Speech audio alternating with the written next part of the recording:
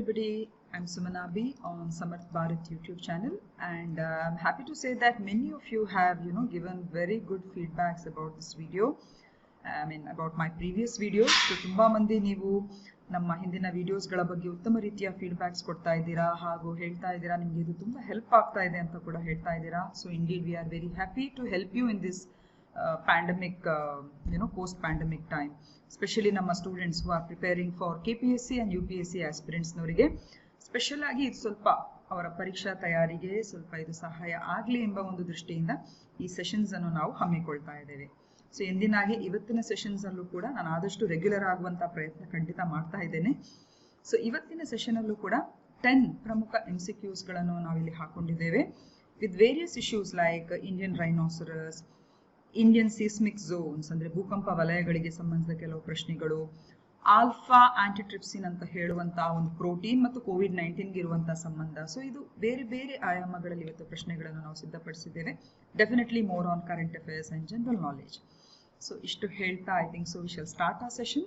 And of course those have not subscribe for Samarth Bharat YouTube channel, ಯಾರೆಲ್ಲ ಇನ್ನೂ subscribe ಮಾಡಿಲ್ಲ ಖಂಡಿತ ಸಬ್ಸ್ಕ್ರೈಬ್ ಮಾಡಿ ಅಂತ ಹೇಳ್ತಾ I think so it's time to start a session. Let's start our session. Thank you. So students, drawing your attention to question number 1. So in this question you can see that the statement 1 says that India has been divided into 5 seismic zones. Statement 1 ಏನು ಹೇಳ್ತದೆ ಅಂತ ಹೇಳಿದ್ರೆ ಭಾರತವನ್ನು 5 ಭೂಕಂಪನ ವಲಯಗಳಾಗಿ ವಿಂಗಡಿಸಲಾಗಿದೆ. Statement 2, National Center for Seismology NCS has publishes the seismic hazard maps and codes. ಭೂಕಂಪಶಾಸ್ತ್ರದ ರಾಷ್ಟ್ರೀಯ ಕೇಂದ್ರ ಇದು ಭೂಕಂಪನ ಅಪಾಯದ ನಕ್ಷೆಗಳು ಮತ್ತು ಸಂಕೇತಗಳನ್ನು ಪ್ರಕಟಿಸುತ್ತದೆ ಅಂತ ಸ್ಟೇಟ್ಮೆಂಟ್ 2 ಹೇಳ್ತದೆ. ಸೊ ಇದರಲ್ಲಿ ಕರೆಕ್ಟ್ ಉತ್ತರ ಯಾವುದು? ಸೊ ಇಲ್ಲಿ ನಿಮ್ಮ ಉತ್ತರ ಒಂದು ವೇಳೆ ಆಪ್ಷನ್ ಡಿ ಆಗಿದ್ರೆ, ಒಂದು ಸೆಕೆಂಡ್, ಎಸ್ ಆಪ್ಷನ್ ಡಿ ಆಗಿದ್ರೆ ಡೆಫಿನೆಟ್ಲಿ ಅದು ಕರೆಕ್ಟ್ ಆಗಿರುವಂತ ಉತ್ತರ. ಯಾಕಂತ ಹೇಳಿದ್ರೆ ಸ್ಟೇಟ್ಮೆಂಟ್ 1 ಕೂಡ ರಾಂಗ್, ಸ್ಟೇಟ್ಮೆಂಟ್ 2 ಕೂಡ ರಾಂಗ್ ಆಗಿರುವ ಕಾರಣ ಕರೆಕ್ಟ್ ಸ್ಟೇಟ್ಮೆಂಟ್ ಯಾವುದೇ ಇಲ್ಲದಾಗಿ ಹೋಗ್ತದೆ. So neither 1 or 2 are correct statements. So ಯಾಕೆ India divided into 5 seismic zones is wrong? Actually India is not divided into 5 seismic zones. Earlier there were 5 seismic zones, but at present the first and the second zone have been clubbed as the second zone. So as of now we have only 4 seismic zones, that is zone 2, zone 3, zone 4 and zone 5. So hagagi there are only 4 seismic zones. So hagagi statement 1 ತಪ್ಪಾಗ್ತದೆ. ಎರಡನೇದು, National Center for Seismology is not the organization which publishes the seismic hazard and maps. ಹಾಗಿದ್ರೆ ಯಾವುದದು? So as you all know, it is the BIS, that is Bureau of Indian Standards. So Bureau of Indian Standards ಅಂತ ಹೇಳಿದ್ರೆ ಇದರ ಕೇಂದ್ರ ಕಚೇರಿ ಇರುವಂತದ್ದು ನವದೆಹಲಿಯಲ್ಲಿ, and basically it functions with the Ministry of Consumer Affairs. So ಆ ಒಂದು ಸಂಸ್ಥೆ ಅಥವಾ that is the organization which is mainly in task of publishing the seismic hazard maps and codes. So Bureau of Indian Standards ಎಂಬ ಈ ಸಂಸ್ಥೆ ಭಾರತದಲ್ಲಿರುವಂತಹ ಈ ಒಂದು ಭೂಕಂಪ ವಲಯಗಳನ್ನು 4 ಪ್ರಮುಖ ವಲಯಗಳಾಗಿ ಗುರುತಿಸಿಕೊಂಡಿದೆ. ಸೊ ಹಿಂದೆ ನಾನು ಆಗ ಹೇಳಿದಾಗೆ 5 ಇತ್ತು, ಆದರೆ ಈಗ ಅದನ್ನು 4ಕ್ಕೆ ಸೀಮಿತಗೊಳಿಸಿದ್ದಾರೆ. Okay, so as of now please try to understand there are only 4 seismic zones called as zone 2, zone 3, zone 4 and zone 5. So you can see here that seismic zone BIS ಪ್ರಕಟಿಸುವಂತ ಈ ಒಂದು seismic zone ಗೆ ಅನುಗುಣವಾಗಿ ನಾನು ಆಗಲೇ ಹೇಳಿದಾಗೆ 4 ಝೋನ್ಗಳಿವೆ. Zone 2 is a low risk zone or low risk area. So you can see all these areas which are marked in blue. These are low risk areas when compared to earthquake intensity. The second zone is called as the zone 3. ಇಲ್ಲಿ ಮಧ್ಯಮವಾದಂತ risk ಇರುವಂತದ್ದು ಹಾಗೂ ಹಳದಿ ಬಣ್ಣದಲ್ಲಿ ಇಲ್ಲಿ ಅದನ್ನು ಉಲ್ಲೇಖ ಮಾಡಲಾಗಿದೆ ಈ ಮ್ಯಾಪ್ ಅಲ್ಲಿ. ಝೋನ್ 4 ಇದು ಥರ್ಡ್ ಝೋನ್, ಅದು ಆರೆಂಜ್ ನಲ್ಲಿರುವಂತ zone. Can you see here? So the areas which are marked in orange belong to the 4th zone, and the 5th zone is a zone which is very high risk zone. So ಇಲ್ಲಿ ಗುಜರಾತ್ ನ ಈ ಭಾಗ, ಈಶಾನ್ಯ ಭಾಗ, ಈ ಕಡೆ ಹಾಗೂ ಉತ್ತರ ಭಾರತದ ಈ ಭಾಗಗಳಲ್ಲಿ they are very prone to very active seismic activity and they are considered to be very high risk zones. So these are the 4 zones. So you have to remember that In this question, you have to always keep in mind that India is divided basically into 4 seismic zones, and it is a Bureau of International Standards which is responsible for publishing the seismic hazard maps and codes, and not the National Center for Seismology. So ಇದು question number 1ಕ್ಕೆ ಸಂಬಂಧಿಸಿದಾಗಿ. ಈಗ ಎರಡನೇ ಪ್ರಶ್ನೆ. This is a question related to Swamitwa scheme. So I am sure you all have heard about it. Swamitwa scheme ಗೆ ಸಂಬಂಧಿಸಿದ ಯೋಜನೆಗೆ ಸಂಬಂಧಿಸಿದ ಈ ಎರಡು ಹೇಳಿಕೆಗಳನ್ನು ನೀವೀಗ ಗಮನಿಸಬೇಕು. ಮೊದಲನೇ ಸ್ಟೇಟ್ಮೆಂಟ್ ಏನು ಹೇಳ್ತದೆ? It is a centrally sponsored scheme. ಇದು ಕೇಂದ್ರೀಯ ಪ್ರಾಯೋಜಿತ ಯೋಜನೆಯಾಗಿದೆ. ಎರಡನೇ ಸ್ಟೇಟ್ಮೆಂಟ್ ಹೇಳ್ತದೆ the property cards distributed under the scheme are known as Gharauni in Haryana. ಈ ಯೋಜನೆಯಡಿ ವಿತರಿಸಲಾದ ಆಸ್ತಿ ಕಾರ್ಡ್ಗಳನ್ನು ಹರಿಯಾಣದಲ್ಲಿ ಗರೌನಿ ಎಂದು ಕರೆಯಲಾಗ್ತದೆ. ಸೊ ಈ 2 ಸ್ಟೇಟ್ಮೆಂಟ್ಸ್ಗಳಿಗೆ ಸಂಬಂಧಿಸಿದಾಗೆ ಸ್ವಾಮಿತ್ವ ಸ್ಕೀಮ್ಗೆ ಸಂಬಂಧಿಸಿದಾಗೆ which is the right statement? So again here the option is D, neither 1 nor 2. ಯಾಕಂದ್ರೆ ಎರಡು ಸ್ಟೇಟ್ಮೆಂಟ್ಗಳು ಕೂಡ ಇಲ್ಲಿ ರಾಂಗ್ ಆಗಿವೆ. ಯಾಕೆ ಅಂತ ಹೇಳಿದ್ರೆ the first scheme is basically a central sector scheme. ಇದೊಂದು ಕೇಂದ್ರೀಯ ವಲಯ ಯೋಜನೆ. It is a central sector scheme.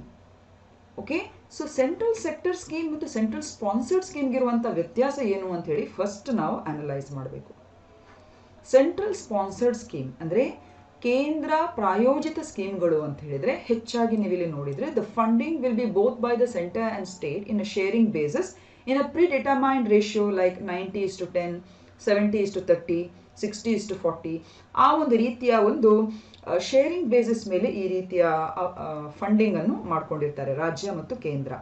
ಹಾಗೂ ರಾಜ್ಯ ಪಟ್ಟಿಯಲ್ಲಿ ಬರುವಂತಹ ಹೆಚ್ಚಿನ ವಿಷಯಗಳ ಮೇಲೆ ಹೆಚ್ಚಾಗಿ ಈ ಸೆಂಟ್ರಲಿ ಸ್ಪಾನ್ಸರ್ಡ್ ಸ್ಕೀಮ್ಗಳು ಅದನ್ನು ಅವರು ಮಾರ್ಕ್ ಮಾಡಿರ್ತಾರೆ. ಹಾಗೂ ಇದರ ಇಂಪ್ಲಿಮೆಂಟ್ ಏಜೆನ್ಸಿ ಇದೆಯಲ್ಲ, ಇದು ಪೂರ್ತಿಯಾಗಿ ರಾಜ್ಯ ಸರ್ಕಾರದ ಮುಖಾಂತರ ಅದನ್ನು ಇಂಪ್ಲಿಮೆಂಟ್ ಮಾಡಲಾಗ್ತದೆ. ಉದಾಹರಣೆ MG ನರೇಗಾ ಇರ್ಬೋದು, ಪ್ರಧಾನ ಮಂತ್ರಿ ಕೃಷಿ ಸಿಂಚಾಯಿ ಯೋಜನಾ ಇರ್ಬೋದು, ನ್ಯಾಷನಲ್ ಸೋಷಿಯಲ್ ಅಸಿಸ್ಟೆನ್ಸ್ ಪ್ರೋಗ್ರಾಮ್ ಇರ್ಬೋದು. So these are some of the examples for central sponsored scheme, ಕೇಂದ್ರೀಯ ಪ್ರಾಯೋಜಿತ ಯೋಜನೆಗಳು. ಈಗ ಸೆಂಟ್ರಲ್ ಸೆಕ್ಟರ್ ಸ್ಕೀಮ್ ಅಂದ್ರೆ ಏನು? ವಿ ಹ್ಯಾವ್ ಟು ಅಂಡರ್ಸ್ಟ್ಯಾಂಡ್ ದಿಸ್. ಯಾಕಂದ್ರೆ ನಾವು ಹೇಳಿದಂತ ಆ ಸ್ವಾಮಿತ್ವ ಅಂತ ಹೇಳುವಂತ scheme it is a central sector scheme, ಅಂದ್ರೆ ಕೇಂದ್ರ ವಲಯ ಯೋಜನೆ. So what does it mean? ನೋಡಿ, ಈ ಯೋಜನೆಗಳಿಗೆ the funding is entirely borne by the central government ಅಥವಾ ಸೆಂಟ್ರಲ್ ಗವರ್ಮೆಂಟ್. ಓಕೆ, ಸಾರಿ. ಸೊ ಇಲ್ಲಿ ಫಂಡಿಂಗ್ ಎಂಬುದು ಪೂರ್ತಿಯಾಗಿ ಕೇಂದ್ರ ಸರ್ಕಾರದಿಂದ ಇದು ಪ್ರಾಯೋಜಕತ್ವವನ್ನು ಪಡ್ಕೊಂಡಿರ್ತದೆ. And normally it is formulated on subjects placed under the union list. So ಕೇಂದ್ರ ಪಟ್ಟಿಯಲ್ಲಿ ಅಥವಾ ವಿಷಯದಡಿಯಲ್ಲಿ ಬರುವಂತಹ ಹೆಚ್ಚಿನ ಸಬ್ಜೆಕ್ಟ್ಸ್ಗಳಿಗೆ ಅಥವಾ ವಿಷಯಗಳಿಗೆ ಈ ಒಂದು ಕೇಂದ್ರ ವಲಯ ಯೋಜನೆಗಳು ಈ ಪರಿಪೂರ್ಣ ನಿಟ್ಟಿನ ಒಂದು ಫಂಡಿಂಗ್ ಅನ್ನು ಮಾಡಿಕೊಳ್ತದೆ. ಅದರ ಇಂಪ್ಲಿಮೆಂಟೇಷನ್ ಏಜೆನ್ಸಿ ಪೂರ್ತಿಯಾಗಿ ಅದು ಕೇಂದ್ರ ಸರ್ಕಾರವೇ ಅದರ ಜವಾಬ್ದಾರಿ ಮತ್ತು ಅದನ್ನು ವಹಿಸಿಕೊಳ್ಳುವಂಥದ್ದು. ಉದಾಹರಣೆ ಮುದ್ರಾ ಯೋಜನೆ ಇರ್ಬೋದು, ಭಾರತ್ ನೆಟ್, ಇವೆಲ್ಲ these are the best examples. Okay, so central sector scheme, central sponsored scheme, ಇದರ ಒಂದು ನಿಮಗೆ ಕ್ಲಾರಿಟಿ ಗೊತ್ತಾಯಿತು. ಸೊ ಹಾಗಾಗಿ ನಮ್ಮ ಸ್ವಾಮಿತ್ವ ಸ್ಕೀಮ್ ಎಂಬುದಿದೆಯಲ್ಲ, ಅದೊಂದು ಸೆಂಟ್ರಲ್ ಸೆಕ್ಟರ್ ಸ್ಕೀಮ್, ಅದು ಸೆಂಟ್ರಲ್ ಸ್ಪಾನ್ಸರ್ಡ್ ಸ್ಕೀಮ್ ಅಲ್ಲ. ಸೊ ಹಾಗಾಗಿ ಸ್ಟೇಟ್ಮೆಂಟ್ 1 ಈಸ್ ರಾಂಗ್. ಈಗ ಎರಡನೇದು ನೋಡಿ, ಇದು ಪ್ರಾಪರ್ಟಿ ಕಾರ್ಡ್ಗೆ ಸಂಬಂಧಿಸಿದು ಅಂತ ಹೇಳುವಂತ ಒಂದು ಸ್ಕೀಮ್ ಅಂತ ಇಲ್ಲಿ ಹೇಳ್ಬೋದು. ಹಾಗೂ it is known as Gharauni in Haryana. ಆದರೂ ಅದು ತಪ್ಪು. ಯಾಕೆ ತಪ್ಪು?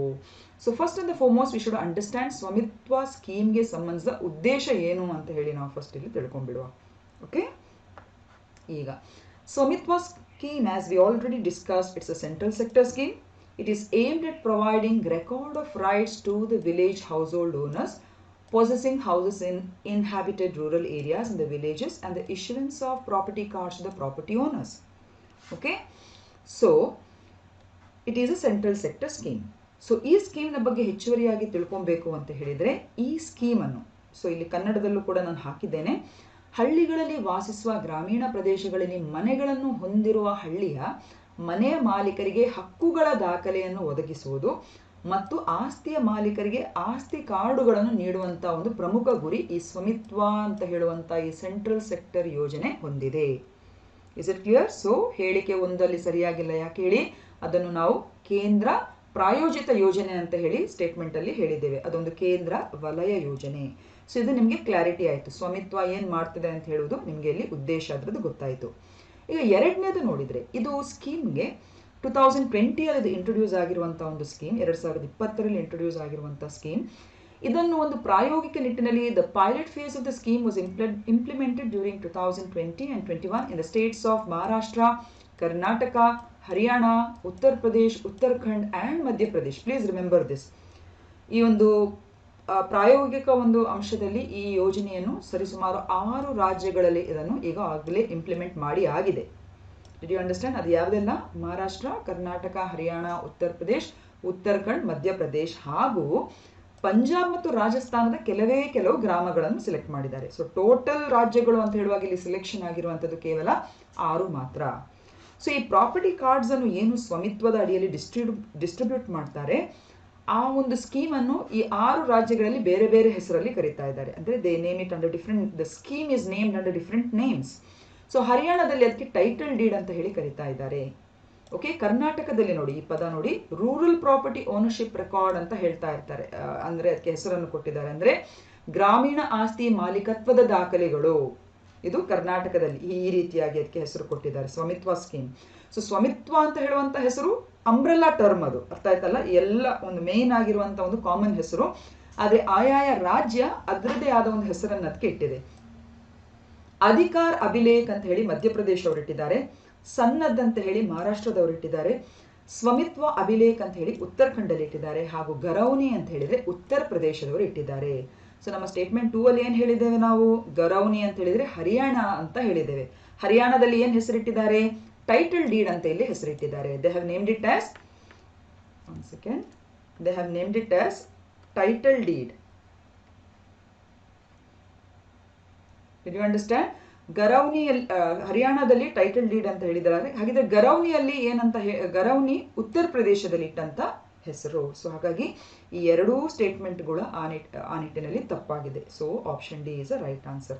I hope so this is clear. Yes, now we shall move to the next question. Okay, ಇನ್ನೊಂದು ವಿಷಯ ಇದರ ಬಗ್ಗೆ. ಇದನ್ನು ಲಾಂಚ್ ಮಾಡಿರೋದು ನಾನು ಆಲ್ರೆಡಿ ಹೇಳಿದ್ದೇನೆ. Honourable prime minister Narendra Modi has launch this Swamitva scheme on the panchayat national panchayat day, that is 24th April 2020. ಹಾಗೂ ಈ ಸ್ಕೀಮ್ನ ನೋಡಲ್ ಮಿನಿಸ್ಟ್ರಿ ಯಾವುದು ಅಂತ ಹೇಳಿದ್ರೆ for implementation it is ministry of panchayat Raj. Okay, so this is about Swamitwa scheme, and as already mentioned, it is launched on the National Panchayat Raj Day on a pilot basis in 6 states, and you have understood the 6 names that are being given in different states, and a mapping of rural inhabited land through drones and new technology have been undertaken. Title deeds to be issued on the basis of mapping. Swamitwa to people through identification of proper right and settling property disputes in rural India, and also streamlining revenue collection and planning. Okay, so this is all about Swamitwa scheme. Now, question number 3. This is with reference to Asian Development Bank. Okay. There are 3 statements. India is a founding member of ADB. Bharatavu Asian Development Bank na ಸ್ಥಾಪಕ ಸದಸ್ಯ. Second, India is the largest shareholder of ADB. ಭಾರತವು Asian development ಬ್ಯಾಂಕ್ನ ಅತಿ ದೊಡ್ಡ ಷೇರುದಾರ. Statement 3. ADB is headquartered in Thailand. Asian development bank ಇದು ಪ್ರಧಾನ ಕಚೇರಿಯನ್ನು ಥೈಲ್ಯಾಂಡ್ನಲ್ಲಿ ಹೊಂದಿದೆ. ಸೊ ಈ 3 ಸ್ಟೇಟ್ಮೆಂಟ್ಗಳಲ್ಲಿ ಕರೆಕ್ಟ್ ಆಗಿರುವಂಥ ಸ್ಟೇಟ್ಮೆಂಟ್ ಯಾವುದು? So of course if the answer is option A, then it is a right answer. ಯಾಕಂದರೆ ಈ 3 ಸ್ಟೇಟ್ಮೆಂಟ್ಗಳಲ್ಲಿ with reference to Asian development bank, only statement 1 is right, whereas these 2 statements are wrong.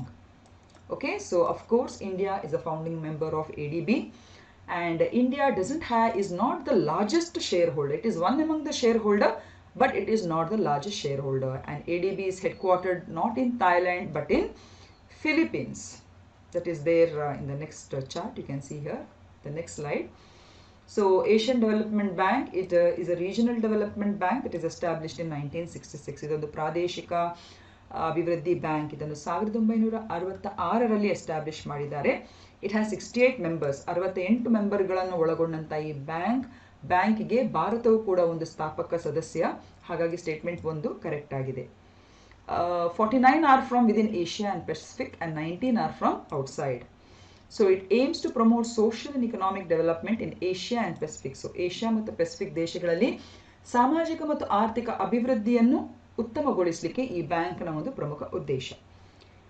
As of 31st December 2019, Asian Development Bank's 5 largest shareholders are, so ಪ್ರಮುಖ ಷೇರುದಾರರಲ್ಲಿ top 5 share holders ಯಾರು ಅಂತ ಹೇಳಿದ್ರೆ Japan ಮತ್ತು United States, each with 15.6%. Okay, so Japan and United States are the topmost.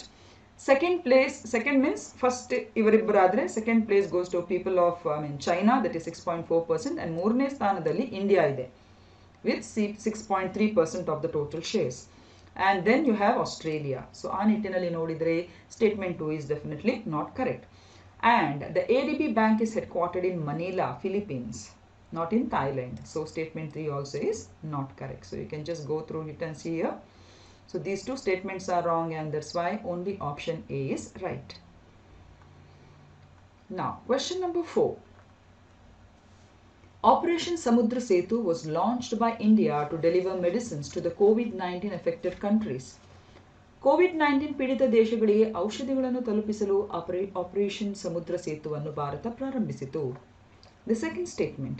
The Indian Navy has launched Operation Samudra Setu 2 for shipment of oxygen-filled containers to India. ಆಮ್ಲಜನಕ ತುಂಬಿದ ಇದು ಪಾತ್ರೆ ಅಂತ ಆಗುದಿಲ್ಲ, ಆಮ್ಲಜನಕ ತುಂಬಿದ ಕಂಟೈನರ್ಗಳನ್ನು ಭಾರತಕ್ಕೆ ಸಾಗಿಸಲು ಭಾರತೀಯ ನೌಕಾಪಡೆ ಆಪರೇಷನ್ ಸಮುದ್ರ ಸೇತು 2 ಪ್ರಾರಂಭಿಸಿದೆ. ಓಕೆ, ಸೊ ಇಲ್ಲಿ ಇದು ಕಂಟೈನರ್ ಅಂತ ಹಾಕಬೇಕು, please consider it containers. Okay, ಆಮ್ಲಜನಕ ತುಂಬಿದ ಕಂಟೈನರ್ಗಳನ್ನು ಭಾರತಕ್ಕೆ ಸಾಗಿಸಲು ಈ ಒಂದು ಭಾರತೀಯ ನೌಕಾಪಡೆಯು ಆಪರೇಷನ್ ಸಮುದ್ರ ಸೇತುವನ್ನು ಪ್ರಾರಂಭಿಸಿದೆ. ಈಗ which of the following statements are correct? ಇದರಲ್ಲಿ ಕರೆಕ್ಟ್ ಆಗಿರುವಂತಹ ಸ್ಟೇಟ್ಮೆಂಟ್ ಯಾವುದು? ಇಲ್ಲಿ ನಿಮ್ಮ ಆಯ್ಕೆ ಆಪ್ಷನ್ ಬಿ ಆಗಿದ್ರೆ then it is the right answer. ಯಾಕಂದ್ರೆ the first one is a wrong statement, the second one is a right statement. So ಇತ್ತೀಚೆಗೆ ನಿಮಗೆ ಗೊತ್ತಿರುವ ಹಾಗೆ ಇಂಡಿಯನ್ ನೇವಿ ಹ್ಯಾಸ್ ಲಾಂಚ್ಡ್ ಸಮುದ್ರ ಸೇತು 2. ಸೊ ನಿಮಗೆಲ್ಲ ಗೊತ್ತಿದೆ, ಲಿಕ್ವಿಡ್ ಮೆಡಿಕಲ್ ಆಕ್ಸಿಜನ್ನ ಅಭಾವ ನಮ್ಮ ದೇಶವನ್ನು ಕಾಡ್ತಾ ಇದೆ. ಹಲವಾರು ಮಂದಿ ಕೋವಿಡ್-19 ಈ ಒಂದು ಪ್ಯಾಂಡಮಿಕ್ ಇಂದಾಗಿ ರೆಸ್ಪಿರೇಟರಿ ಒಂದು ಸಂಬಂಧಿತ ಒಂದು ಅನಾರೋಗ್ಯದಿಂದ ಬಳಲುವವರ ಸಂಖ್ಯೆ ಜಾಸ್ತಿ ಆಗಿದೆ. ಹಾಗೂ ಆಮ್ಲಜನಕದ ಪೂರೈಕೆ ಈ ಒಂದು ರೋಗಿಗಳಿಗೆ ಬಹಳಷ್ಟು ಬೇಕಾಗುವ ಕಾರಣ ಒಮ್ಮಿಂದೊಮ್ಮೆಲೆ ಈ ರೀತಿ ಅಭಾವವನ್ನು ಭಾರತ ದೇಶ ಎದುರಿಸ್ತಾ ಇದೆ. ಸೊ ಹಾಗಾಗಿ ನೀವು ನ್ಯೂಸಲ್ಲೆಲ್ಲ ನೋಡ್ತಾ ಇರಬಹುದು, ಆಕ್ಸಿಜನ್ ಅಭಾವ ತುಂಬ ಇರುವ ಕಾರಣ ಈ ಒಂದು ನಮ್ಮ ಭಾರತದ ಇಂಡಿಯನ್ ನೇವಿ ಇದು ಆಪರೇಷನ್ ಸಮುದ್ರ ಸೇತುವನ್ನು ಪ್ರಾರಂಭಿಸಿದೆ. ಹಾಗೂ ಬೇರೆ ಬೇರೆ ದೇಶಗಳಿಗೆ ಈ ಒಂದು ಆಕ್ಸಿಜನ್ ಫಿಲ್ಡ್ ಕಂಟೈನರ್ಸ್ ಅನ್ನು ಭಾರತಕ್ಕೆ ವಾಪಸ್ ತರುವ ನಿಟ್ಟಿನಲ್ಲಿ ಈ ಒಂದು ಕಾರ್ಯಾಚರಣೆ ಅನ್ನೋದು ಮಾಡ್ಕೊಂಡ್ಬಿಟ್ಟಿದೆ. So definitely statement 2 is right. So 7 ಪ್ರಮುಖ Indian naval ships INS Kolkata, INS Kochi, INS Talwar, INS Tabar, Trikand, Jalashwa ಮತ್ತು Airavat. They have been deployed for shipment of liquid medical oxygen-filled cryogenic containers and associated medical equipment from various countries. 2 ships, INS Kolkata and INS Talwar, have entered the port of Manama, Bahrain, to carry back 40 tons of liquid oxygen to Mumbai. Similarly, INS Jalashwa to en route to Bangkok, while the INS Airavat is on its way to Singapore on a similar mission. Okay, so this is about Samudra Setu 2. So ಇಷ್ಟೆಲ್ಲ Indian naval ships ಈ ಒಂದು ಕಾರ್ಯಾಚರಣೆಯಲ್ಲಿ ಭಾಗಿಯಾಗಿದೆ. ನಾನಾ ದೇಶಗಳಿಗೆ ಅವರು ಹೋಗಿ ಈ ಒಂದು ಆಕ್ಸಿಜನ್ ಫಿಲ್ಡ್ ಸೈರೋಜೆನಿಕ್ ಕಂಟೈನರ್ಸ್ ಅನ್ನು ತರುವ ನಿಟ್ಟಿನಲ್ಲಿ ಈ ಕಾರ್ಯಾಚರಣೆಯನ್ನು ಆರಂಭಿಸಿದ್ದಾರೆ. ಈಗ ಸ್ಟೇಟ್ಮೆಂಟ್ 1 ಯಾಕೆ ತಪ್ಪು? ಯಾಕಂತ ಹೇಳಿದ್ರೆ ನಿಮಗೆಲ್ಲ ಗೊತ್ತಿರುವ ಹಾಗೆ ಆಪರೇಷನ್ ಸಮುದ್ರ ಸೇತು ಎಂಬುದು ಅದು ಮೆಡಿಸಿನ್ಸ್ಗಳಿಗೆ ಸಪ್ಲೈ ಮಾಡಲಿಕ್ಕೆ ಇರುವಂಥ ಒಂದು ಕಾರ್ಯಾಚರಣೆಯಲ್ಲ, ಬದಲಾಗಿ it was launched along with Vande Bharat mission. Vande Bharat ಮಿಷನ್ನ ಒಂದು ಅಭಿಯಾನದ ಅಡಿಯಲ್ಲಿ ಇದು ಲಾಂಚ್ ಮಾಡಿದಂಥ ಒಂದು ವಿಶಿಷ್ಟವಾದ ಕಾರ್ಯಾಚರಣೆ ಆಪರೇಷನ್ ಸಮುದ್ರ ಸೇತು. ಇದರಲ್ಲಿ ಇಂಡಿಯನ್ ನೇವಲ್ ಶಿಪ್ಸ್ ಜಲಶ್ವ ಮತ್ತು ಐರಾವತ್, ಶಾರ್ದುಲ್ ಮತ್ತು Magar they participated in the operation. ಎಷ್ಟೋ ಒಂದು ದೇಶಗಳಲ್ಲಿ ಸ್ಟ್ರ್ಯಾಂಡ್ ಆಗಿರುವಂತಹ ನಮ್ಮ ಭಾರತೀಯ ನಾಗರಿಕರನ್ನು ಅಥವಾ ಭಾರತೀಯ ಸಿಟಿಸನ್ಸ್ ಅನ್ನು ವಾಪಸ್ ಈ ಕೋವಿಡ್-19 ಪ್ಯಾಂಡಮಿಕ್ ಆಗಿ ಅಲ್ಲಲ್ಲಿ ಅವರು ಸ್ಟಕ್ ಆಗಿರುವಂತಹ ಈ ನಮ್ಮ ಇಂಡಿಯನ್ಸ್ ಅನ್ನು ವಾಪಸ್ ತಾಯ್ನಾಡಿಗೆ ಮರಳಿ ತರುವಂತಹ ಒಂದು ಪ್ರಯತ್ನಕ್ಕೆ ಈ ಕಾರ್ಯಾಚರಣೆಯನ್ನು ಅವರು ಮಾಡಿದ್ದಾರೆ. And of course they were successful in evacuation or in ಆದಷ್ಟು ಬೇಗ ಅವರನ್ನು ವಾಪಸ್ ತಾಯ್ನಾಡಿಗೆ ಮರಳಿ ಬರುವ ನಿಟ್ಟಿನಲ್ಲಿ ಈ ಒಂದು ಕಾರ್ಯಾಚರಣೆಯನ್ನು ಬಹಳಷ್ಟು ಸುಸೂತ್ರ ನಿಟ್ಟಿನಲ್ಲಿ ಮಾಡಿದ್ದಾರೆ. And of course Vande Bharat mission ಅಡಿಯಲ್ಲಿ ಕೈಗೊಂಡಂಥ ಈ ಒಂದು ಆಪರೇಷನ್ ಸಮುದ್ರ ಸೇತು. ವಂದೇ ಭಾರತ್ ಮಿಷನ್ ಬಗ್ಗೆ ಹೇಳುವುದಂದ್ರೆ it is the biggest civilian evacuation exercise to bring back Indian citizens. So ಇತ್ತೀಚೆಗೆ ನಡೆದಂತಹ ಒಂದು ಸ್ಥಳಾಂತರಿಸುವಂತಹ ಕಾರ್ಯಕ್ರಮದಲ್ಲಿ Vande Bharat mission is set to be one of the biggest civilian evacuation ಅಂತ ನಾವು ಹೇಳ್ಬೋದು. ಸೊ ಹಾಗಾಗಿ ಇಲ್ಲಿ ನಾವು ನೋಡಿದ್ರೆ statement 1 is therefore wrong. ಅದು ಯಾಕೆ ತಪ್ಪು ಅಂತ ಈಗ ನಿಮಗೆ ಗೊತ್ತಾಯಿತು. ಸೆಕೆಂಡ್ ಸ್ಟೇಟ್ಮೆಂಟ್ ಇತ್ತೀಚೆಗೆ ನಡೆದಂಥ ಇದೊಂದು ಕಾರ್ಯಾಚರಣೆ. ಸೊ ಹಾಗಾಗಿ it is a right answer. So option B is the right one. ಈಗ question number 5. Yes, related to autism. ಆಟಿಸಮ್ಗೆ ಸಂಬಂಧಿಸಿದ ಈ ಹೇಳಿಕೆಗಳು ಯಾವುದು ಸರಿಯಾಗಿದೆ ಅಂತ ನೀವು ಹೇಳಬೇಕು. It is a type of mental retardation that begins in early childhood. ಇದು ಬಾಲ್ಯದಲ್ಲೇ ಪ್ರಾರಂಭವಾಗುವ ಒಂದು ರೀತಿಯ ಮಾನಸಿಕ ಮಂದಬುದ್ಧಿಯ ಲಕ್ಷಣ. Second statement, echolalia is a symptom of autism in which a child repeats the same phrase again and again. ಇಕೋಲಾಲಿಯವು ಆಟಿಸಂನ ಒಂದು ಲಕ್ಷಣಗಳಲ್ಲಿ ಒಂದಾಗಿದ್ದು ಇದರಲ್ಲಿ ಮಗು ಅದೇ ಪದವನ್ನು ಮತ್ತೆ ಮತ್ತೆ ಪುನರಾವರ್ತಿಸುತ್ತದೆ. Third, autism is incurable. Autism ಅನ್ನು ಗುಣಪಡಿಸಲಾಗುವುದಿಲ್ಲ. ನಾವು ಈ 3 ಸ್ಟೇಟ್ಮೆಂಟ್ಗಳಲ್ಲಿ ಕರೆಕ್ಟ್ ಆಗಿರುವಂಥ ಸ್ಟೇಟ್ಮೆಂಟ್ ಯಾವುದು? ಓಕೆ, ಇಲ್ಲಿ ನಿಮ್ಮ ಆಪ್ಷನ್ ಒಂದು ವೇಳೆ ಬಿ ಆಗಿದ್ರೆ then it is the right answer. Okay, then it will be the right answer. ಯಾಕಂತ ಹೇಳಿದರೆ so 2 and 3 are right and the first statement is wrong. ಯಾಕೆ ಫಸ್ಟ್ ಸ್ಟೇಟ್ಮೆಂಟ್ ರಾಂಗ್ ಅಂತ ಹೇಳಿದರೆ autism has not a mental retardation. Okay, ಇದು ಯಾವುದೇ ರೀತಿಯ ಮಾನಸಿಕ ವಿಕಲ್ಪಕ್ಕೆ ಸಂಬಂಧಿಸಿದ ಒಂದು ಅಥವಾ ಮಾನಸಿಕ ಮಂದಬುದ್ಧಿಗೆ ಸಂಬಂಧಿಸಿದ ಲಕ್ಷಣ ಅಲ್ವೇ ಅಲ್ಲ. ಮೆಂಟಲ್ ರಿಟಾರ್ಡೇಷನ್ ಅಂತ ಹೇಳಿದರೆ ಮೆದುಳಿನ ಒಂದು ಯಾವುದೇ ಭಾಗದಲ್ಲಿ ಅಥವಾ ಮೆದುಳಿನ ಬೆಳವಣಿಗೆ ಸರಿಯಾಗದೆ ಹೋಗದಲ್ಲಿ ಆ ರೀತಿಯಾಗಿ ಆ ವ್ಯಕ್ತಿ ಪೂರ್ತಿಯಾಗಿ ತನ್ನ ಎಲ್ಲ ಒಂದು ಆಗು ಹೋಗುಗಳಿಗೆ ಇನ್ನೊಬ್ಬನ ಮೇಲೆ ಅವಲಂಬನೆಗೊಳ್ಳುವಾಗ so then it will be a retardation definitely. ಆದರೆ ಆಟಿಸಮ್ ಅಲ್ಲಿ ಹಾಗಲ್ಲ, it is not a retardation. In fact autism ಅನ್ನು ಸರಿಯಾದ ರೀತಿಯಲ್ಲಿ ಸೈಕೋಸೋಷಿಯಲ್ ಬಿಹೇವಿಯರಲ್ ಥೆರಪಿ ಮೂಲಕ ಅದನ್ನು ಸರಿಯಾದ ರೀತಿಯಲ್ಲಿ ಅದಕ್ಕೆ ಸಮಾಲೋಚನೆಗೊಳಿಸಿದ್ರೆ ಬಿಹೇವಿಯರಲ್ ಪ್ರಾಕ್ಟೀಸಸ್ಗೆ ಸಂಬಂಧಿಸಿದಾಗಿ ಸ್ವಲ್ಪ ಮಾರ್ಪಾಡುಗಳನ್ನೆಲ್ಲ ಮಾಡಿದರೆ ಡೆಫಿನೆಟ್ಲಿ ಆ ಮಗು ಖಂಡಿತವಾಗಿ ಅದರ ಬಾಧೆಗಳಿಂದ ಹೊರಬಂದು ಸಾಮಾನ್ಯರ ಹಾಗೆ ಜೀವನವನ್ನು ನಿರ್ವಹಿಸುವಂಥ ಎಲ್ಲ ಕೆಪಬಿಲಿಟೀಸ್ಗಳು ಉಂಟು, ಎಲ್ಲ ಸಾಧ್ಯತೆಗಳು ಕೂಡ ಉಂಟು. ಆದರೆ ಅದಕ್ಕೆ ಕರೆಕ್ಟಾಗಿ ಟೈಮ್ಲಿ ಇಂಟರ್ವೆನ್ಷನ್ ಬೇಕಾಗ್ತದೆ. ಓಕೆ, ಅಂದರೆ ಸರಿಯಾದ ರೀತಿಯ ಆ ಒಂದು ನ್ಯೂನತೆಯನ್ನು ಗುರುತಿಸಿಕೊಂಡು ಅದಕ್ಕೆ ಬೇಕಾಗುವಂಥ ಒಂದು ಬಿಹೇವಿಯರಲ್ ಸೈಕೋಸೋಷಿಯಲ್ ಸಪೋರ್ಟನ್ನು ಕೊಡಬೇಕಾಗ್ತದೆ. ಅದು ಬಿಟ್ಟರೆ it cannot be considered as a mental retardation. So ಹಾಗಾಗಿ ಅದು ತಪ್ಪು. ಈಗ ಎರಡನೇ ಸ್ಟೇಟ್ಮೆಂಟ್ ಸರಿ. ಇಕೋಲಾಲಿಯಾ, ಎಕೋ ಅಂತ ಹೇಳಿದ್ರೆ ನಿಮಗೆ ಪದೇ ಪದೇ ಅದು ಪ್ರತಿಧ್ವನಿಸುವುದು, ಹೌದಾ ಅಲ್ವಾ?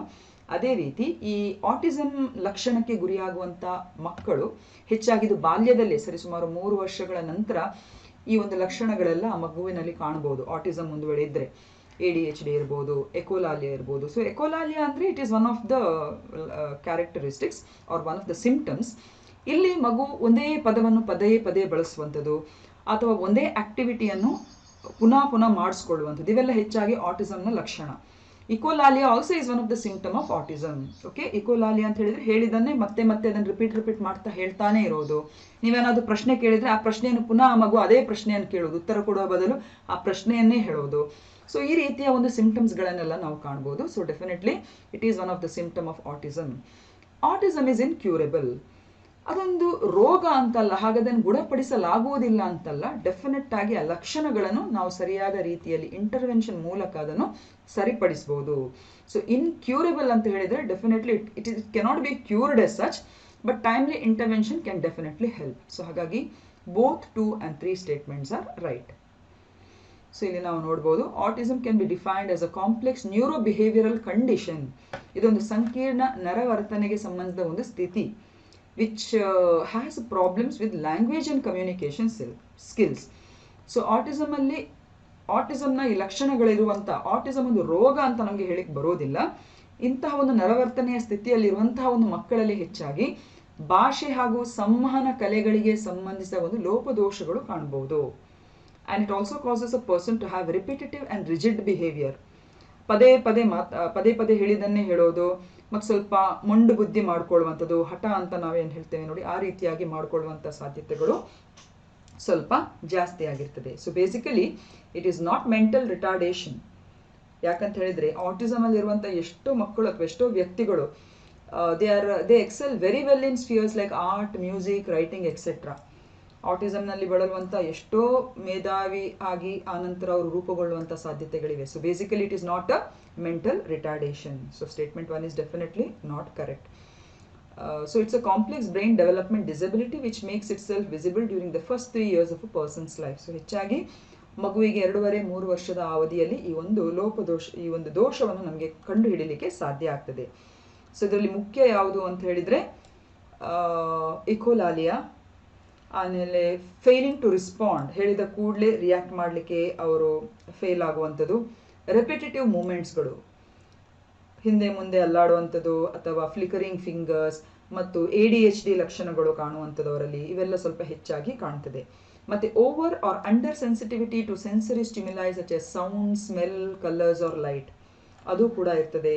And getting upset by slight changes in a routine. So ಇವೆಲ್ಲ ಮಕ್ಕಳಲ್ಲಿ ಕಂಡು ಬರುವಾಗ it is always better that they are being guided for some behavioral guidance. There is no cure for autism, but definitely therapeutic and behavioral guidance, ಚಿಕಿತ್ಸಕ ಮತ್ತು ನಡವಳಿಕೆಯ ಮಾರ್ಗದರ್ಶನದ ಸಮಾಲೋಚನೆಗಳು ಖಂಡಿತವಾಗಿ ಆ ಮಕ್ಕಳ ಒಂದು ಲೈಫ್ನಲ್ಲಿ ಒಂದು ಕ್ವಾಲಿಟಿ ಬಿಲ್ಡಪ್ ಮಾಡಲಿಕ್ಕೆ ಸಹಾಯ ಆಗ್ತದೆ. Yes, now we shall move on to question number 6. Okay, ಇದು ಈಗಿನ ಒಂದು ಪ್ರಚಲಿತ ಸನ್ನಿವೇಶಕ್ಕೆ ನಮಗೆಲ್ಲ ಮಾಹಿತಿಗೋಸ್ಕರ ಬೇಕಾಗುವಂಥ ಒಂದು ವಿಷಯ. Consider the following statements about alpha one antitrypsin AAT. Alpha one antitrypsin ಕುರಿತು ಈ 2 ಹೇಳಿಕೆಗಳನ್ನು ಗಮನಿಸಿ. First statement, it is a protein made by the liver. ಇದು ಯಕೃತ್ತು ತಯಾರಿಸುವಂಥ ಒಂದು protein. Second, it's deficiency can increase the risk of COVID-19. ಇದರ ಕೊರತೆಯು COVID-19 ಅಪಾಯವನ್ನು ಹೆಚ್ಚಿಸುತ್ತದೆ. ಈಗ ಇಲ್ಲಿ ಗಮನಿಸಿ, ಈ ಮೇಲಿನ 2 ಸ್ಟೇಟ್ಮೆಂಟ್ಗಳಲ್ಲಿ ತಪ್ಪಾಗಿರುವಂಥ ಸ್ಟೇಟ್ಮೆಂಟ್ ಯಾವುದು ಅಂತ ನೀವು ಹೇಳಬೇಕು. You have to select the wrong statement. Okay, so ಇಲ್ಲಿ ನಿಮ್ಮ ಆಪ್ಷನ್ ಒಂದು ವೇಳೆ ಆಪ್ಷನ್ ಡಿ ಆಗಿದ್ರೆ ಅದು ಕರೆಕ್ಟ್ ಆಗಿರುವಂಥ ಉತ್ತರ. ಯಾಕೆ ಅಂತ ಹೇಳಿದರೆ, of course alpha-1 antitrypsin ಅಂತ ಹೇಳಿದರೆ it is a protein that is made by the liver. ಇದು ಯಕೃತ್ತು ತಯಾರಿಸುವಂಥ ಒಂದು ಪ್ರೋಟೀನ್. ಹಾಗೂ ಈ ಪ್ರೋಟೀನ್ನ ಒಂದು ವಿಶೇಷತೆ ಏನು ಅಂತ ಹೇಳಿದರೆ, ಈ ಪ್ರೋಟೀನ್ ನಮ್ಮ ಶ್ವಾಸಕೋಶದ ಕಾರ್ಯಕ್ಷಮತೆಗೆ ತುಂಬಾನೇ ಅದು ಬೇಕಾಗುವಂಥ ಒಂದು protein. Please keep it in mind. This particular protein called as alpha-1 antitrypsin, which is made by the liver, is very important and crucial for the efficient functioning of the lungs. Okay, so ಯಾವ ವ್ಯಕ್ತಿಯಲ್ಲಿ ಈ ಒಂದು AAT protein ಕೊರತೆ ಎದ್ದು ಕಾಣ್ತದೆ ಅಂತಹ ವ್ಯಕ್ತಿ ಹೆಚ್ಚಾಗಿ ಶ್ವಾಸಕೋಶಕ್ಕೆ ಸಂಬಂಧಿಸಿದ ದೌರ್ಬಲ್ಯಗಳಿಗೆ ಅಥವಾ ರೋಗಗಳಿಗೆ ಹೆಚ್ಚಾಗಿ ತುತ್ತಾಗ್ತಾನೆ. So you got the correlation. So AAT ಇಂದ ಬಳಲುವವರು ಅಥವಾ AAT ನ್ಯೂನತೆಯಿಂದ ಬಳಲುವವರು, ಡಿಫಿಷಿಯನ್ಸಿಯಿಂದ ಬಳಲುವವರು ಹೆಚ್ಚಾಗಿ ಈ ಒಂದು ಶ್ವಾಸಕೋಶ ಸಂಬಂಧಿತ ಕಾಯಿಲೆಗಳಿಗೆ, ಸೋಂಕುಗಳಿಗೆ ಹೆಚ್ಚಾಗಿ ತುತ್ತಾಗುವಂಥ ಸಾಧ್ಯತೆ ಜಾಸ್ತಿ ಇದೆ. ಸೊ ಇದರ ಅರ್ಥ ಏನು? ಈಗ ಪ್ಯಾಂಡಮಿಕ್ ಆಗಿ ನಮ್ಮೆಲ್ಲರನ್ನು ಕಾಡುವಂಥ ಈ COVID-19 ಏನಿದೆ, ಡೆಫಿನೆಟ್ಲಿ ಅದರ ಟಾರ್ಗೆಟ್ ಏರಿಯಾ ನಮ್ಮ ದೇಹದಲ್ಲಿ ಯಾವುದು? It is a lungs. ಹೌದಾ ಅಲ್ವಾ? ಸೊ ಅದು ಏನನ್ನು ಸೂಚಿಸ್ತದೆ? ಸಂಶೋಧನೆಗಳು ಏನನ್ನು ದೃಢಪಟ್ಟಿವೆ ಅಂತ ಹೇಳಿದ್ರೆ, those who have got deficiency in alpha-1 antitrypsin protein are at higher risk of acquiring or a higher risk of getting infected by COVID-19. So ಯಾರಲ್ಲಿ AAT ಯಲ್ಲಿ ಕೊರತೆ ಇದೆ, AAT ಪ್ರೋಟೀನ್ನ ಕೊರತೆ ಇದೆ, ಅವರು ಹೆಚ್ಚಾಗಿ ಈ COVID-19ಗೆ ತುತ್ತಾಗುವಂಥ ಸಾಧ್ಯತೆಗಳು ಜಾಸ್ತಿ ಇದೆ ಅಂತ ಹೇಳಿ ಇದು ಸಂಶೋಧನೆಗಳು ದೃಢಪಟ್ಟಿವೆ. ಸೊ ಹಾಗಾಗಿ 2 ಸ್ಟೇಟ್ಮೆಂಟ್ಗಳು ಕೂಡ ರೈಟ್ ಆಗಿವೆ. ಅದರಲ್ಲಿ ನಾನು ಕೇಳಿದೇನು? Which of the statements are not correct. So ಹಾಗಾಗಿ 1 ಅಲ್ಲ 2 ಕೂಡ ಅಲ್ಲ, both are correct. So neither 1 or 2 is the right answer. I hope so you got it. Okay, so ಹೆಚ್ಚಾಗಿ KPSC UPSC ಇದೇ ಥರ ನಿಮ್ಮನ್ನು ಕನ್ಫ್ಯೂಸ್ ಮಾಡಿ ಕೇಳುವಂಥ ಪ್ರಶ್ನೆಗಳ ಒಂದು ಸ್ವರೂಪನೇ ಕಾಣಬಹುದು. ಸೊ ಇದರ ಬಗ್ಗೆ ಹೆಚ್ಚಿನ ವಿಶ್ಲೇಷಣೆಯನ್ನು ನಾವಿಲ್ಲಿ ನೋಡುವ. So alpha-1 antitrypsin protein is made by the liver whose function is to protect the lungs. So definitely statement 1 is correct. So ಈ research institute of national institute of biomedical genomics at Kalyani ಇದು ಇತ್ತೀಚೆಗೆ ಈ ಒಂದು ವಿಷಯವನ್ನು ಪತ್ತೆ ಮಾಡಿದೆ.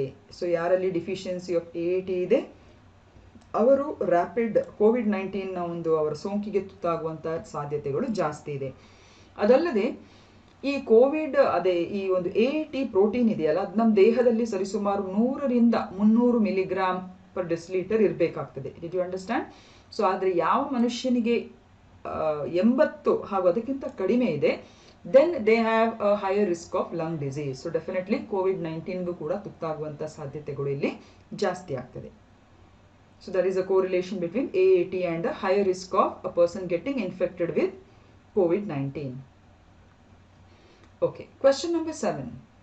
Aboriginal tribes ಗೆ ಸಂಬಂಧಿಸಿದ 3 ಸ್ಟೇಟ್ಮೆಂಟ್ ಇದೆ. ಬುಡಕಟ್ಟು ಮೂಲ ನಿವಾಸಿಗಳು ಅಥವಾ ಮೂಲ ನಿವಾಸಿ ಬುಡಕಟ್ಟುಗಳಿಗೆ ಉಲ್ಲೇಖಿಸಿ 3 ಹೇಳಿಕೆಗಳಿದೆ. They are the direct descendants of early humans.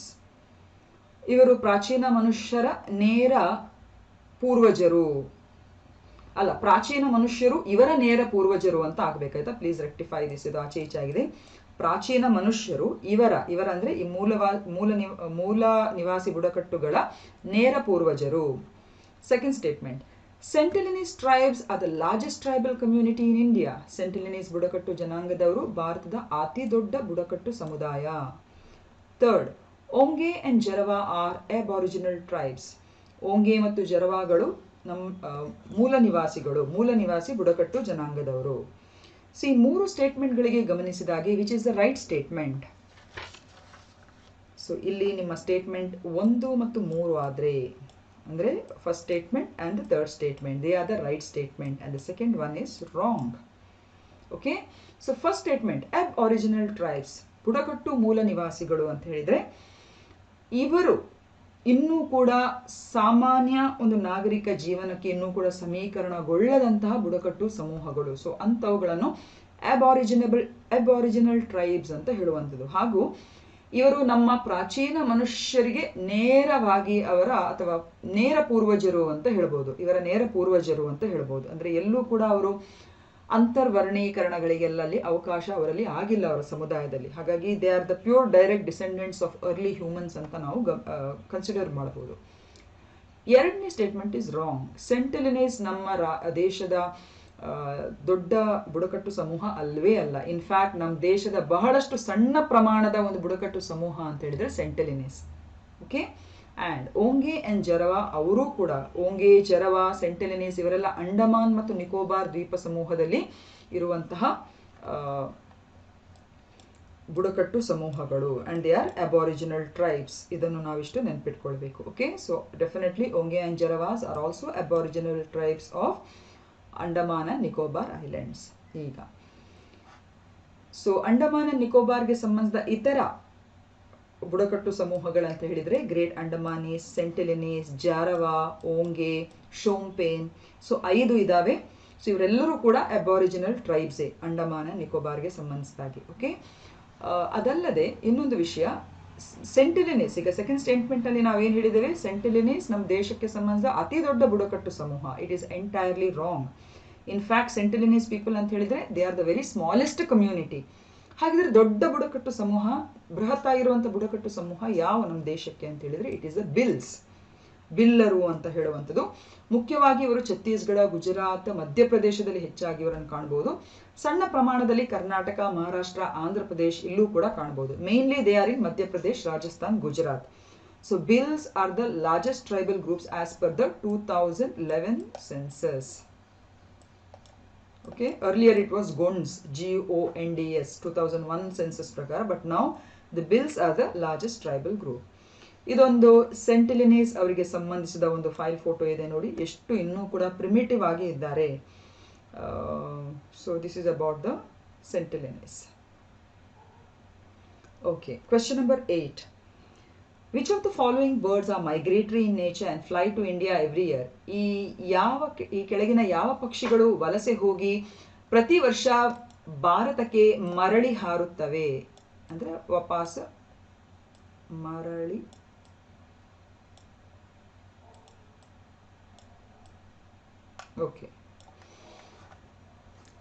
ಹಾರುತ್ತವೆ. Okay, writing in okay.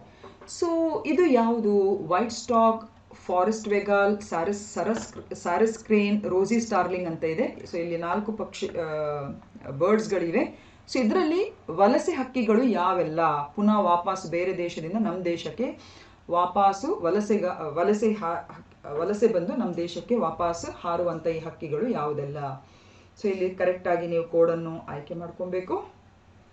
Okay, ಇಲ್ಲಿ ನಿಮ್ಮ ಆಪ್ಷನ್ ಬಿ ಅಂದರೆ ವೈಟ್ ಸ್ಟಾಕ್, ಫಾರೆಸ್ಟ್ ವ್ಯಾಕ್ಟೇಲ್ ಮತ್ತು ರೋಸಿ ಸ್ಟಾರ್ಲಿಂಗ್. ಸೊ ಈ 3 ಹಕ್ಕಿಗಳು ಕೂಡ ನಮ್ಮ ದೇಶಕ್ಕೆ ಅಂದರೆ ಬೇರೆ ದೇಶಗಳಿಂದ ನಮ್ಮ ದೇಶಕ್ಕೆ ವಲಸೆ ಬರುವಂಥ ಹಕ್ಕಿಗಳು.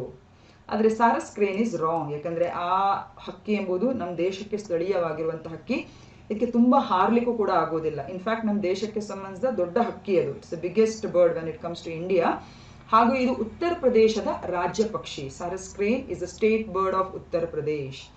ಓಕೆ, ಸೊ ಡೆಫಿನೆಟ್ಲಿ ಅದು ವಲಸೆ ಹೋಗುವ ಅಲ್ಲಿ ಅವಕಾಶ ಅಲ್ಲಿ ಬರೋದೇ ಇಲ್ಲ. So the other 3 birds are there, no? White stork, forest wagtail, rosy starling. These are all the migratory birds and they fly to India every year. Okay, so ಇಲ್ಲಿ ನೋಡ್ಬೋದು ನಾವು ಇದು ಸಾರಸ್ ಕ್ರೇನ್ ಅಂತ ಇದೆಯಲ್ಲ ಅದರ ಫೈಲ್ ಫೋಟೋ ಇದು ನಾನು ಹಾಕಿರುವಂಥದ್ದು. So India is an important migratory stopover for many of the migratory birds in Southeast Asia. With the advent of winter, every year large flocks of migratory birds fly in from Central Asia and Europe to different parts of our country, and some of these are rosy starling, garnet duck, forest wagtail and white stork. Okay, so ನಮ್ಮ ದೇಶ ಒಂದು ಹಬ್ಬದು migratory birds ಅಥವಾ ವಲಸೆ ಹಕ್ಕಿಗಳಿಗೆ. ಹೆಚ್ಚಾಗಿ ಚಳಿಗಾಲದಲ್ಲಿ ನಾನಾ ಭಾಗದಿಂದ central Russia, ಯುರೋಪ್ನಿಂದ ಎಷ್ಟೋ ಭಾಗಗಳಿಂದ ನಮ್ಮ ದೇಶಕ್ಕೆ ಈ ಹಕ್ಕಿಗಳೆಲ್ಲ ವಲಸೆ ಬರ್ತವೆ. ಅದರಲ್ಲಿ ಪ್ರಮುಖವಾದದ್ದು rosy starling, garganey duck, forest wagtail ಮತ್ತು white stork. So sarus crane ಅಂತ ಹೇಳುವಂಥ ಈ ಹಕ್ಕಿ ಇದೆಯಲ್ಲ, it is the tallest bird of India. ಇದಕ್ಕೆ ತುಂಬ ಹಾರ್ಲಿಕ್ಕೆ ಆಗೋದಿಲ್ಲ, ತುಂಬ ಎತ್ತರಕ್ಕೆ ಹಾರ್ಲಿಕ್ಕೆ ಆಗೋದಿಲ್ಲ. So there is no question of it getting migrated anywhere. ಹಾಗೂ ಇದು UP ಉತ್ತರ ಪ್ರದೇಶದ ರಾಜ್ಯ ಪಕ್ಷಿ. It is the state bird of UP. ಇದನ್ನೊಂದು ನೀವು ನೆನಪಿಟ್ಕೊಬೇಕು. ಎಸ್, ನಾವು ಕ್ವೆಶ್ಚನ್ ನಂಬರ್ 9. ಇಲ್ಲಿ ಒಂದಿಷ್ಟೊಂದು ಇನ್ಫಾರ್ಮೇಶನ್ ಹಾಕಿದ್ದೇವೆ. ಇದು ಯಾವ ಪ್ರಾಣಿಗೆ ಸಂಬಂಧಿಸಿದು ಅಂತ ನೀವಿಲ್ಲಿ ಹೇಳಬೇಕು. It is found in the tall grassland and forests in the foothills of the Himalayan regions. They are grazers and immerse themselves in water when not grazing, and they are currently under threat due to chopping of the horns. Which animal could that be? So ಇದನ್ನು ಹೆಚ್ಚಾಗಿ Himalayan ಪ್ರದೇಶದ ತಪ್ಪಲಿನಲ್ಲಿರುವ ಎತ್ತರದ ಹುಲ್ಲುಗಾವಲು ಮತ್ತು ಕಾಡುಗಳಲ್ಲಿ ಕಂಡುಬರುತ್ತದೆ. ಅವು ಹೆಚ್ಚಾಗಿ ಮೇಯದಿದ್ದಾಗ ನೀರಿನಲ್ಲಿ ಅದು ಮುಳುಗುತ್ತವೆ ಹಾಗೂ ಇವುಗಳ ಕೊಂಬುಗಳನ್ನು ಕತ್ತರಿಸುವುದರಿಂದ ಇದು ಪ್ರಸ್ತುತ ಅಪಾಯದಲ್ಲಿದೆ. ಇದು ಯಾವ ಪ್ರಾಣಿಯಾಗಿರಬಹುದು? Option A bharal, option B black buck, option C Indian rhinoceros ಅಥವಾ ಭಾರತೀಯ ಖಡ್ಗಮೃಗ, ಆಪ್ಷನ್ ಡಿ ವಾಟರ್ ಬಫೆಲ್ಲೋ ಅಥವಾ ನೀರೆಮ್ಮೆ. ಸೊ ಡೆಫಿನೆಟ್ಲಿ ಬಾರಲ್ ಅಂದರೆ ಅದೊಂದು ಶೀಪ್, ಕುರಿಗೆ ಸಂಬಂಧಿಸಿದ ಒಂದು ಪ್ರಭೇದ ಅದು. Black buck is one form of a deer, ಜಿಂಕೆಯ ಒಂದು ಪ್ರಭೇದ. ಸೊ ಇಲ್ಲಿ ಇದು ಯಾವುದೂ ಕೂಡ ರೈಟ್ ಅಲ್ಲ. But the right answer option here is Indian rhinoceros, ಭಾರತೀಯ ಖಡ್ಗಮೃಗ. ಸೊ ಭಾರತೀಯ ಖಡ್ಗಮೃಗ ಅಂತ ಹೇಳುವಾಗ ಈ ಪ್ರಾಣಿ ಇಂಡಿಯನ್ ರೈನಾಸರಸ್. ಸೊ ಅದಕ್ಕಿಂತ ಮುಂಚೆ ಒಂದು ಸಣ್ಣ ಒಂದು ಇನ್ಫಾರ್ಮೇಶನ್ ನಿಮಗೆ ಕೊಡಲಿಕ್ಕೆ ಇಷ್ಟಪಡ್ತೇನೆ. ಇಡೀ ನಮ್ಮ ದೇಶದಲ್ಲಿ ಸರಿಸುಮಾರು 5 ಪ್ರಮುಖ ಪ್ರಭೇದ ಖಡ್ಗಮೃಗಗಳನ್ನು ನಾವು ಕಾಣಬಹುದು. There are 5 different species of rhinoceros that are there at present. So first and the foremost you have ಒಂದು ಆಫ್ರಿಕನ್ ರೈನಾಸರಸ್, ಎರಡನೇದು ಏಷ್ಯನ್ ರೈನಾಸರಸ್ ಅಂತ ಹೇಳಿಬಿಟ್ಟು. ಓಕೆ, ಆಫ್ರಿಕನ್ ರೈನಾಸರ್ ಅಂತ ಹೇಳಿದ್ರೆ ಇದು ಆಫ್ರಿಕನ್ ರೈನಾಸರಸ್. ಯಾವುದೆಲ್ಲ ವೈಟ್ ರೈನಾಸರಸ್ ಮತ್ತು ಬ್ಲ್ಯಾಕ್ ರೈನಾಸರಸ್ ಇದೆಯಲ್ಲ, ಇದು African rhinoceros. Okay, you can see here. Okay, you can see here. This is the white rhinoceros. This is a black rhinoceros. ಈ ವೈಟ್ ಮತ್ತು ಬ್ಲ್ಯಾಕ್ ಇದೆಯಲ್ಲ, ಇದು ಆಫ್ರಿಕನ್ ರೈನಾಸರಸ್. ಅಂದರೆ ಆಫ್ರಿಕಾದಲ್ಲಿ ಕಂಡುಬರುವಂಥ ಈ ಒಂದು ಖಡ್ಗಮೃಗಗಳು ಅಥವಾ ಗೇಂಡಾಮೃಗಗಳು ಅಂತ ಕೂಡ ಅದನ್ನು ಕರೀತಾರೆ. ಏಷ್ಯಾದಲ್ಲಿ ಕಂಡುಬರುವಂಥದ್ದು ಯಾವುದು ಅಂತ ಹೇಳಿದರೆ ಸುಮಾತ್ರನ್ ರೈನಾಸರಸ್, ಜಾವನ್ ರೈನಾಸರಸ್, ಮತ್ತೊಂದು ಇಂಡಿಯನ್ ರೈನಾಸರಸ್. ಇಷ್ಟು ನೀವು ನೆನಪಿಟ್ಕೊಳ್ಬೇಕು ಗೇಂಡಾಮೃಗಗಳ ಬಗ್ಗೆ, ರೈನಾಸರಸ್ ಬಗ್ಗೆ ಕೇಳೋದಿದ್ರೆ. There are 5 African rhinoceros and Asian rhinoceros. ಏಷ್ಯನ್ನಲ್ಲಿ 3 ಪ್ರಭೇದ ಇದೆ, ಆಫ್ರಿಕನ್ನಲ್ಲಿ 2, ಬ್ಲ್ಯಾಕ್ ಆ್ಯಂಡ್ ವೈಟ್. ಆ ರೀತಿ ನೆನಪಿಟ್ಕೊಳ್ಬೇಕು. ಸೊ ಇಂಡಿಯನ್ ರೈನಾಸರಸ್ ಅಥವಾ ಒನ್ ಹಾರ್ನ್ ರೈನಾಸರಸ್, ಇದಕ್ಕೆ ನೀವು ಒಂದೇ ಕೊಂಬನ್ನು ಕಾಣ್ಬೋದು. ಇವುಗಳಿಗೆಲ್ಲ ನೋಡಿ 2 ಇದ್ದಾವೆ. Yes or no? ಆದರೆ ಇದರ ಸ್ಪೆಷಾಲಿಟಿ ಏನು ಅಂತ ಹೇಳಿದರೆ ಭಾರತೀಯ ರೈನಾಸರಸ್ ಅಥವಾ ಇಂಡಿಯನ್ ರೈನಾಸರಸ್ಗೆ ಒಂದೇ ಕೊಂಬಿರುವಂಥದ್ದು. ಆ್ಯಂಡ್ ವಿ ಆರ್ ರೆಫರಿಂಗ್, ಈ ಮೇಲಿನ ಸ್ಟೇಟ್ಮೆಂಟ್ ಇದೆಯಲ್ಲ, this is with reference to Indian rhinoceros. Okay, so Indian rhinoceros ಅಂತ ಹೇಳೋದು ಅದು IUCN ಕೆಂಪು ಪಟ್ಟಿಯಲ್ಲಿ ಇದರ ಸ್ಟೇಟಸ್, ಇದರ ಸ್ಥಿತಿ ಈಗ ವಲ್ನರಬಲ್ ಅಲ್ಲಿದೆ. ವಲ್ನರಬಲ್ ಅಂತ ಹೇಳಿದ್ರೆ ದುರ್ಬಲ, ಅಂದ್ರೆ ಸರಿಯಾದ ರೀತಿಯಲ್ಲಿ ನಾವು ಅದನ್ನು ಸಂರಕ್ಷಣೆ ಮಾಡದೇ ಹೋದ್ರೆ ಖಂಡಿತವಾಗಿ ಅದು ಅಳಿವಿನಂಚಿನಲ್ಲಿರುವ ಸ್ಥಿತಿಗೆ ಹೋಗಬಹುದು ಅಂತ ಹೇಳುವಂತ ಒಂದು ಸಂಕೇತ ವಲ್ನರಬಲ್ ಅಂತ ಹೇಳಿದ್ರೆ. So it is vulnerable to become critically endangered. So ಅದನ್ನು ನಾವು ಸಂರಕ್ಷಿಸಬೇಕು. ಸೊ ಒನ್ ಹಾರ್ನ್ ರೈನೋ ಅಂತ ಕೂಡ ಕರೀತಾರೆ, ಒಂದು ಕೊಂಬಿನ ಗೇಂಡಾಮೃಗ ಅಥವಾ ಭಾರತೀಯ ಗೇಂಡಾಮೃಗ, ಎರಡೂ ಕೂಡ ಅರ್ಥ ಒಂದೇ. ಹೆಚ್ಚಾಗಿ ಈಗ ಪ್ರಸ್ತುತ ಅವು ಎಲ್ಲೆಲ್ಲಿ ಕಾಣಲಿಕ್ಕೆ ಸಿಗ್ತವೆ ಅಂತ ಹೇಳಿದ್ರೆ Indo Nepal Terai region, north west Bengal and ಆಸಾಂನ ಕೆಲವು ಪ್ರದೇಶಗಳಲ್ಲಿ ಈ ಒಂದು ಇಂಡಿಯನ್ ರೈನಾಸರಸ್ ಅನ್ನು ನಾವು ಕಾಣಬಹುದು. ಹಾಗೂ ಇದನ್ನು ಹೆಚ್ಚಾಗಿ ಪೋಚಿಂಗ್ ಅಂದ್ರೆ ಅದರ ಕೊಂಬಿಗೋಸ್ಕರ ತುಂಬಾನೇ ಜನ ಇದನ್ನು ಹಂಟ್ ಮಾಡ್ತಾರೆ, ಬೇಟೆಯಾಡ್ತಾರೆ. ಸೊ ಹಾಗಾಗಿ ಇದರ ಸಂಖ್ಯೆ ಬಹಳಷ್ಟು ಇಳಿಮುಖ ಆಗಿದೆ ಅಂತ ನಾವು ಹೇಳ್ಬೋದು. So of course we are speaking about in this question all these aspects refers to Indian rhinoceros. So ಇವತ್ತಿನ ಕೊನೆ ಪ್ರಶ್ನೆ, question number 10. It is with reference to ಅಂದ್ರೆ ಚಂದ್ರನ ಮೇಲೆ ಹೋದಂತ ನಾನಾ ಒಂದು ಲ್ಯಾಂಡಿಂಗ್ಗಳಿಗೆ ಸಂಬಂಧಿಸಿದಾಗಿರುವಂತಹ ಒಂದು ಪ್ರಶ್ನೆ ಹಾಗೂ ಇತರ ವಿಷಯಗಳು ಕೂಡ ಇವೆ. First statement, there has been no soft landing on the far side of the moon till now. ಇಲ್ಲಿಯವರೆಗೆ ಚಂದ್ರನ ದೂರದ ಭಾಗದಲ್ಲಿ ಮೃದುವಾದ ಇಳಿಯುವಿಕೆ ಆಗಿಲ್ಲ. Second, no plant has been sprouted on moon. ಚಂದ್ರನ ಮೇಲೆ ಯಾವುದೇ ಸಸ್ಯ ಮೊಳಕೆಯೊಡೆದಿಲ್ಲ. Third, cotton is the first plant to germinate on moon. ಹತ್ತಿ ಚಂದ್ರನ ಮೇಲೆ ಮೊಳಕೆಯೊಡೆದ ಮೊದಲ ಸಸ್ಯವಾಗಿದೆ. ಸೊ ಇಲ್ಲಿ ಕರೆಕ್ಟ್ ಉತ್ತರ ಯಾವುದು? ಕರೆಕ್ಟ್ ಉತ್ತರ ನಿಮಗೆ ಕೇಳಿದ್ದೇನೆ. ಸೊ ಇಲ್ಲಿ ಕರೆಕ್ಟ್ ಉತ್ತರ ಯಾವುದು ಅಂತ ಹೇಳಿದ್ರೆ ಆಪ್ಷನ್ 3. ಓಕೆ, ಅಂದ್ರೆ option C, that is 3 only is a right answer. ಇದು ತಪ್ಪು, ಆದರೆ this is the right one. So ಅದಕ್ಕಿಂತ ಮುಂಚೆ ಸಾಫ್ಟ್ ಲ್ಯಾಂಡಿಂಗ್, ಹಾರ್ಡ್ ಲ್ಯಾಂಡಿಂಗ್ ಅಂದ್ರೆ ಏನು ಅಂತ ನಾವು ತಿಳ್ಕೊಬೇಕು. Okay, so basically a soft landing takes place when a spacecraft lands intact on the lunar surface and does not intentionally or otherwise crash.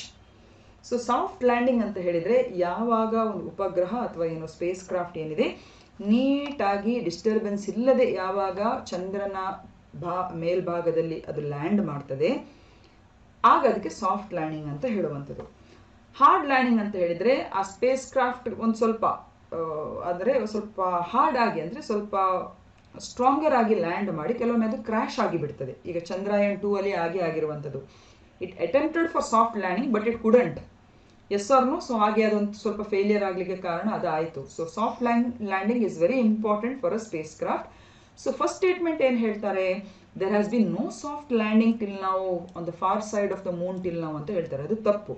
ಯಾಕೆಂದ್ರೆ USA ಇರ್ಬೋದು, USSR ಇರ್ಬೋದು, ಹಾಗೂ ಇತ್ತೀಚೆಗೆ China definitely soft landing on the moon ಖಂಡಿತ ಮಾಡಿದೆ and it has been a success. ಎರಡನೇದಾಗಿ ಚಂದ್ರನ ಮೇಲೆ ಯಾವುದೇ ಸಸ್ಯ ಮೊಳಕೆಯೊಡೆದಿಲ್ಲ ಅಂತ ಹೇಳ್ತಾರೆ. This is also wrong. ಯಾಕಂದ್ರೆ ಇತ್ತೀಚೆಗೆ ಚೈನಾದವರು ಏನ್ ಮಾಡಿದ್ದಾರೆ ಅಂತ ಹೇಳಿದ್ರೆ cotton seeds sprouted on the moon and became the first plants to germinate on the moon. ಇತ್ತೀಚೆಗೆ ಚೀನಾ ಅವರು ಸಾಫ್ಟ್ ಲ್ಯಾಂಡ್ ಮಾಡಿದ ತಮ್ಮ ಚಾಂಗ್ 4 ಮಿಷನ್ ಅಲ್ಲಿ ಅವರು ದೂರದ ಅಂದ್ರೆ ಚಂದ್ರನ ದೂರದ ಭಾಗದಲ್ಲಿ ಅವರು ಸಾಫ್ಟ್ ಲ್ಯಾಂಡಿಂಗ್ ಮಾಡಿದ್ದಾರೆ. ಹಾಗೂ ಎಕ್ಸ್ಪೆರಿಮೆಂಟಲ್ ಮೊಡ್ಯೂಲ್ ಆಗಿ ಅವರು ಹಲವಾರು ಸಸ್ಯಗಳ ಬೀಜಗಳನ್ನೆಲ್ಲ ಅವರು ತೆಗೆದುಕೊಂಡು ಹೋಗಿದ್ದಾರೆ. ಬಟಾಟೆದಿರ್ಬೋದು, ಹತ್ತಿದಿರ್ಬೋದು. ಸೊ ಅಲ್ಲಿ ಮೊಳಕೆಯೊಡೆದಂತ ಒಂದು ನಿದರ್ಶನಗಳನ್ನು ಅವರು ತೋರಿಸ್ಬಿಟ್ಟಿದ್ದಾರೆ. They have shown. And of course ಈ ಕಾಟನ್ ಸೀಡ್ಸ್ ಇದೆಯಲ್ಲ, it germinated. It was the first plant to germinate on moon. Is it clear? So ಇದೆಲ್ಲ ಇತ್ತೀಚೆಗೆ ಈ ಚಾಂಗ್ 4 ಮಿಷನ್ ಅಲ್ಲಿ ಆಗಿರುವಂತಹ ಒಂದು ವಿಶೇಷವಾದಂತಹ ಒಂದು ಮೈಲ್ ಸ್ಟೋನ್ಸ್ಗಳು ಅಂತ ನಾವು ಹೇಳ್ಬೋದು. ಸೊ ಈ ನಿಟ್ಟಿನಲ್ಲಿ only option 3 is correct. So ಇಲ್ಲಿಗೆ 10 ಪ್ರಶ್ನೆಗಳು ಮುಕ್ತಾಯ ಆಯಿತು. ಸೊ ಇದು ಒಂದು ನಮ್ಮ ಚಾಂಗ್ 4 ಲೂನಾರ್ ಲ್ಯಾಂಡರ್ಗೆ ಸಂಬಂಧಿಸಿದ ಒಂದು ಪತ್ರಿಕಾ ಪ್ರಕಟಣೆ. Just put it for information. Seeds of cotton, oil seed, potato etcetera were carried for testing. ಅದರಲ್ಲಿ ಕಾಟನ್ ಸೀಡ್ ಉಳಿದವೆಲ್ಲ ಪೆರಿಶ್ ಆಯಿತು, ಅದು ನಾಶ ಆಯಿತು. ಆದರೆ ಕಾಟನ್ ಸೀಡ್ ಸರಿಯಾದ ರೀತಿಯಲ್ಲಿ ಜರ್ಮಿನೇಟ್ ಆಗಿ ಅದು ಸ್ಪ್ರೌಟ್ ಆದದಕ್ಕೆ cotton seed is set to be the first seed that has sprouted on moon ಅಂತ ಹೇಳುವಂಥ ಕೀರ್ತಿಗೆ ಅದು ಭಾಗಿಯಾಗ್ತದೆ. ಸೊ ಇಷ್ಟು ಹೇಳ್ತಾ I think so it's time to end the class. Thank you very much and have a nice day. Stay safe.